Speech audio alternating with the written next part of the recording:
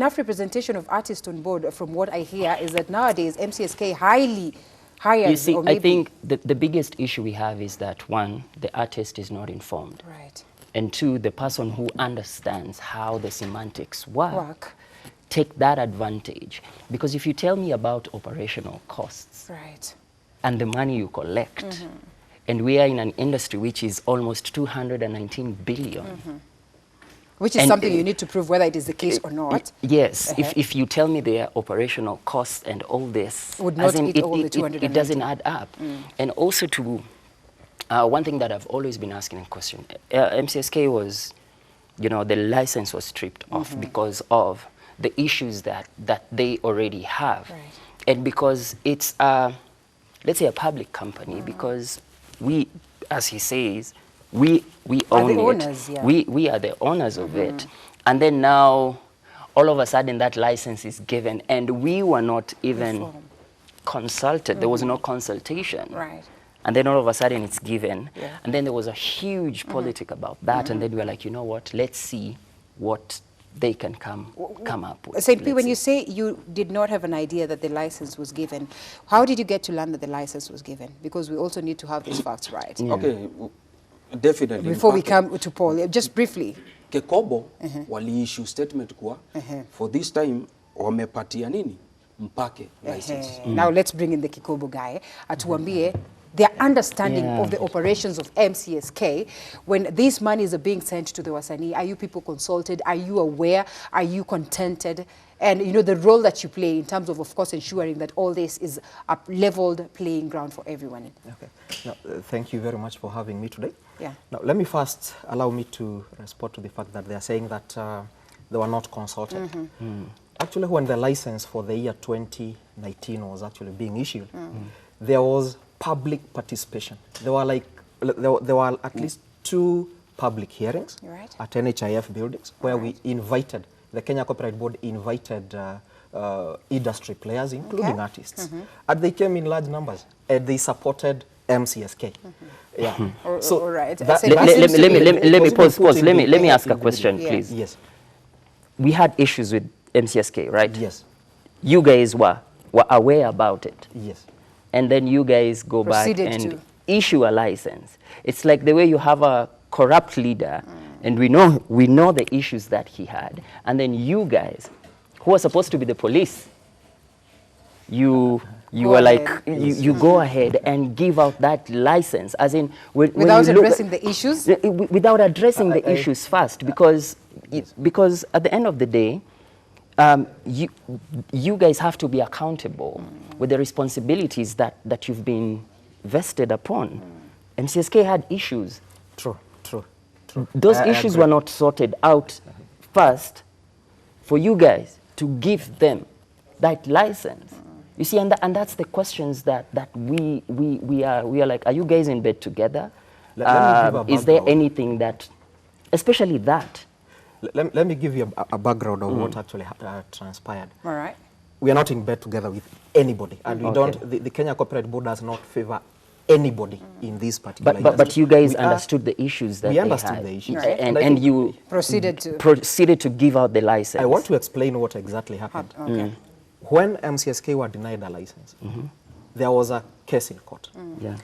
The court said that that the Kenya Copyright Board is at liberty to start the process of issuing a license for the following year, but there has to be public participation. So among but we that had case, let me in first fact, that finish. case, You'll see, actually that understand. was the case that was in Malindi, right? No. Yeah. It was in Kisumu. Kisumu. It was in Kisumu. It was the judgment was given by a 3-judge bench. Probably you are not aware about the case. So the court said that let there be public participation in issuing the license, and that is exactly what happened. The Kenya Copyright Board made invited applicants. They actually advertised, or they put a public notice on all the applicants. For how long? Asked the members of the public to make comments on the people who had actually applied. People made comments in writing, ad on email ad, all that. It was in the, we actually put the notice in the local diaries and on social media. Then there was an invitation for public hearing. Right. There was a large number that came out. A large number. Now, for the license to be issued, we considered the outcome of the public participation But to issue the So from where you sit, Yes. Paul, do you sort of say that, you know, you've totally ensured that the royalty collecting organizers are prudent, or organizations are prudent in how they're doing this? When you hear the Wasani out here complaining, and you know, it's not just about MCSK, there are a couple of other bodies that have been put to question by the very same content creators. Where you sit, do you suppose that you've done the right thing? And in the event that you had these complaints that we're having today, what step did you take? And I asked a question whether you were involved totally with the MCSK before they started sort of, you know, distributing this cash. Yeah, let me come to that. First of all, like he said, MCSK is a company like any other. Yeah. Limited by guarantee. It is a member association. That means these people are the ones who set the rules.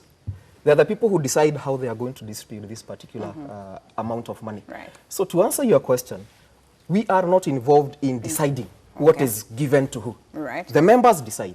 So for the Kenya Copyright Board is to actually find out whether they complied with condition, they complied with what they did agree. So at this stage, And are again, you on the process of finding that out, or you already know and you're certain that they complied?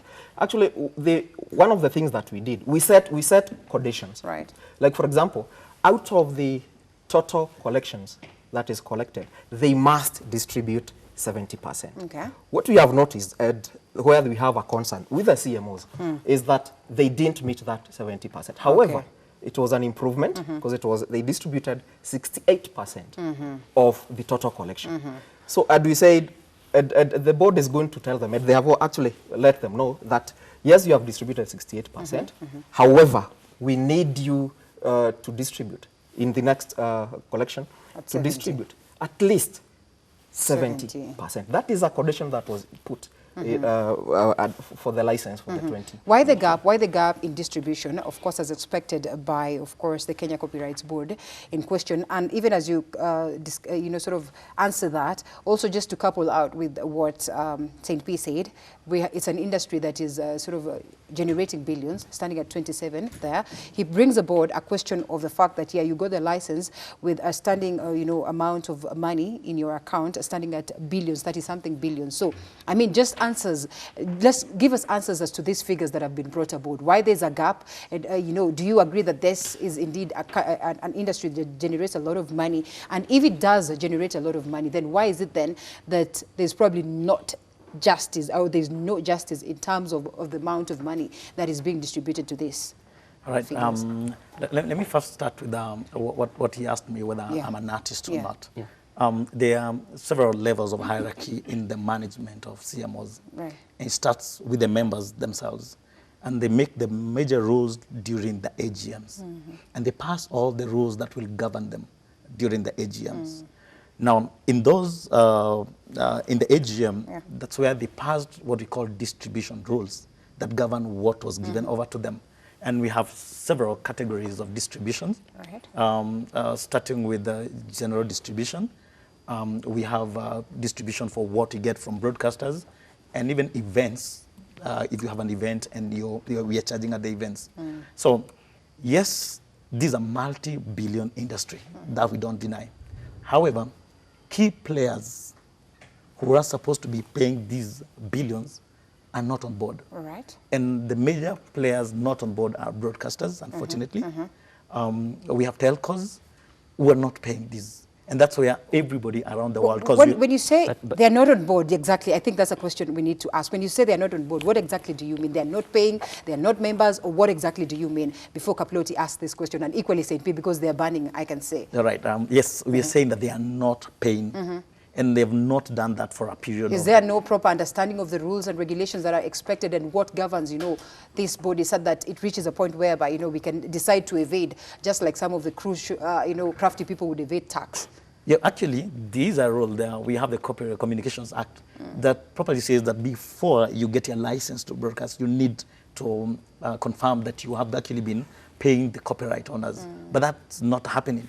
So we're still following up that with Communications Authority, with our regulator, to see how that can be put in force. So yes, the billions, the major players have not been paying. So we'd like actually to thank the small users, the kinyozis, kiosks, matatus that have come on board. I want to ask a question. All right, you feel comfortable. Pause first. You see, I feel well, comfortable. for me, yes. this is like if I say, you know, big companies don't pay.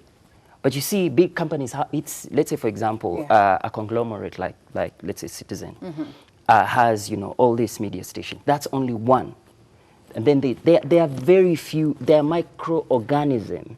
And when you try to expand that or expound that to all matatus in the country, all vinyozis in the country, all the bars in the country, honestly, these media houses, they are just nothing. Okay. To me, that is. Because, and then also because royalties is just also part of the problem, but the harassment that DJs get, the harassment that the clubs get, and putting the fact in mind, right now, the last time we were here, we talked about, you know, Play KE and stuff.